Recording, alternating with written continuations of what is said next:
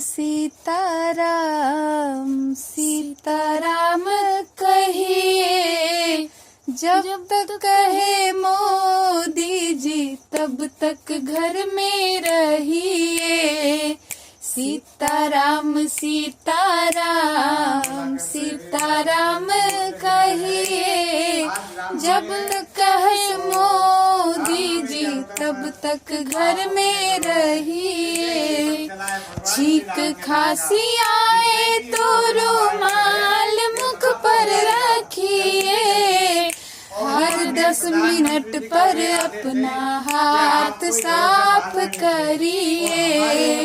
आंवला गिलोय और तुलसी का सेवन करिए, जब तक कहे मोदी जी तब तक घर में रहिए।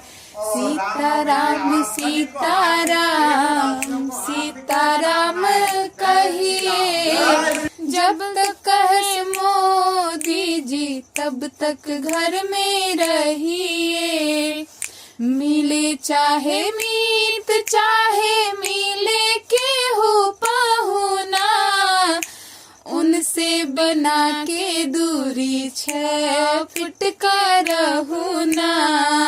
मिले चाहे मीत चाहे मिले केहू पहुना, उनसे बना के दूरी 6 फुट का रहूना। शेक हैंड भूल करना मस्ते करते रहिए, जब तक